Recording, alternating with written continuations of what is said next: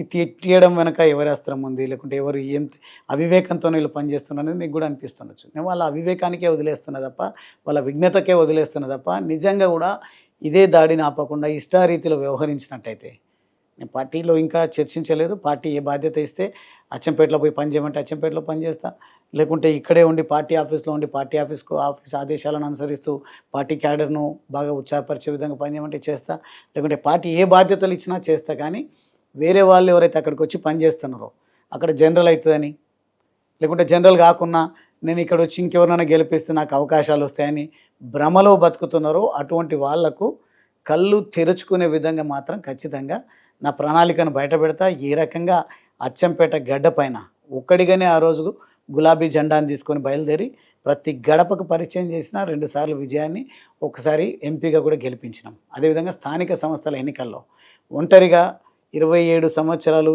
29 సంవత్సరాల వయసులో నేను అక్కడ అడుగుపెట్టిన.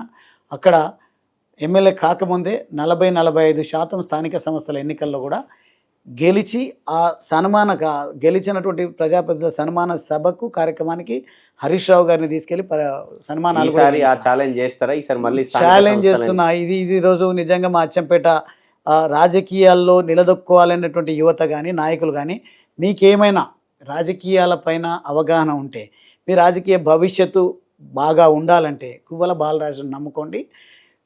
ఈరోజు దేశాన్ని రక్షిస్తున్నటువంటి పార్టీని నమ్ముకోండి, సిద్ధాంతాలను నమ్ముకోండి.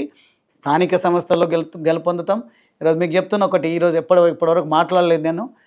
మా పార్టీ స్లోగన్ డబుల్ ఇంజన్ సర్కార్, త్రిబుల్ ఇంజన్ సర్కార్ రాబోతుంది తెలంగాణ రాష్ట్రంలో.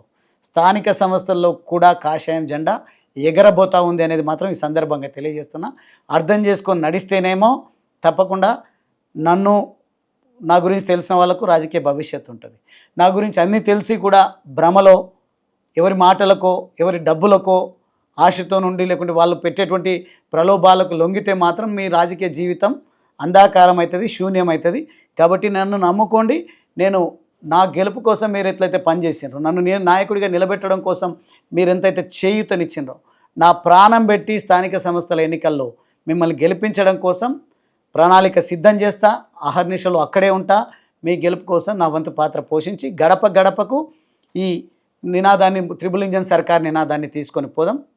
డంకా బజాయించి గెలుపుతో మనము కాలర్ ఎగరేసుకొని తిరుగుదాం.